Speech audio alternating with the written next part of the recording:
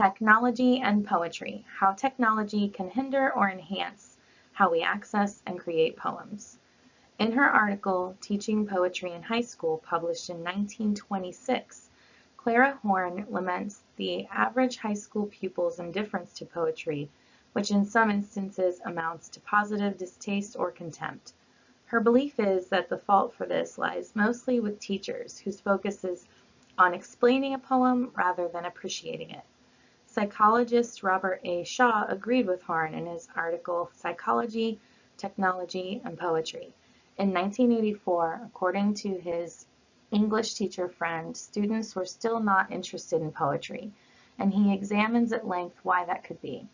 His main conclusion is simply that in school, students are instructed to think logically using the scientific method. Furthermore, Shaw points out that cognitive psychologists make models of the brain's processes which resemble flowcharts for a computer program. This leads to people thinking of the mind as if it were an actual computer, and believing our minds have to think in this way. This way of thinking is in direct conflict with the way poetry demands we process information. According to Shaw, there are three ways in which poetry processes information. First, poetry juxtaposes categories that don't typically go together. Second, poetry communicates information in a sparse fashion. Third, poetry attaches feeling to the concepts it evokes. Due to these characteristics of poetry, many people see poetry as an alien, sometimes threatening way of thinking. Shaw notes, however, that technology is starting to mirror poetry in many ways. Split screens being used in cinema and TV allows different media to show several ideas at the same time, just like poetry does. Computer terminals have multiple windows, delivering many sets of information at once, and CPUs are capable of processing more than one task at a time. In 1984, this specific concept was new. How does technology enhance our experiences with poetry? In 2015, Toby Emmert assisted a classroom teacher in a 2-week instructional unit that integrated poetry and digital storytelling tools, essentially using technology to excite the otherwise uninterested 9th graders about writing and presenting their own poetry. By the end of their assignment, the students were more engaged, better versed in different poetry writing techniques, and excited about creating short films to accompany their works. I believe that technology in general enhances our ability to access and enjoy poetry, both as readers and creators. Since technology has existed, creatives have been looking for exciting, innovative ways to incorporate it in their art.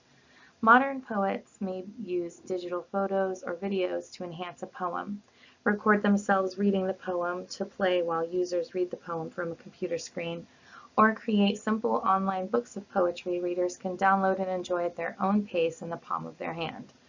One prime example of this poetry is in the age of social media.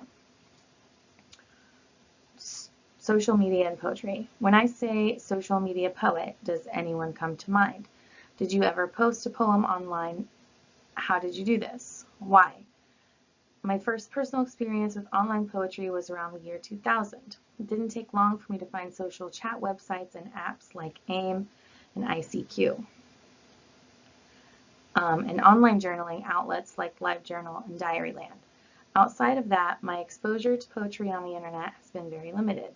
However, when I began using Twitter heavily last year, I realized the platform was often used by writers to share their works. Because a tweet can only be 280 characters, these works are often shared in long threads. Sometimes they're narratives, other times they read like a live-action play-by-play of a fictional event, creating more suspense with each tweet. One author who used Twitter specifically to publish her work is Melissa Broder, who became well known as the anonymous person behind Twitter account @SoSadToday. Eventually, she'd compile her tweets into a book of essays and went on to write novels. Broder's popularity came from, as B.D. McClay states, the fact that Broder's Twitter persona concealed as much as it revealed, capturing how so many of us communicate on social media. Instagram is another, perhaps unlikely place for poetry to thrive. When I think of Instagram, I think of very pretty photographs images uploaded of one-of-a-kind artworks, and food pictures. As noted by Ivan Salinas, millennials are paving the way for digital literature, from blog posts to fan fiction, and now posting poems and short stories on social media. The most popular poet on Instagram, according to Salinas, is Rupi Kaur. She's a social media force, and her popularity is unquestionable. She's turned her very personal, sometimes triggering poetry into an entire line of products through her use of Instagram. Not only does she perfect the ability to fit a poem into a small social media square, she evokes strong emotions from her readers and haters through the screen. She also publishes her poems as collections in books, which she also has a hand in designing.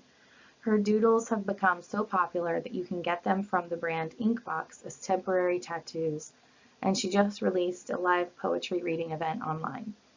Another prominent social media poet is Elise Hart. She works in short-form poetry, which makes Instagram the perfect place for her to share her work with a wide audience.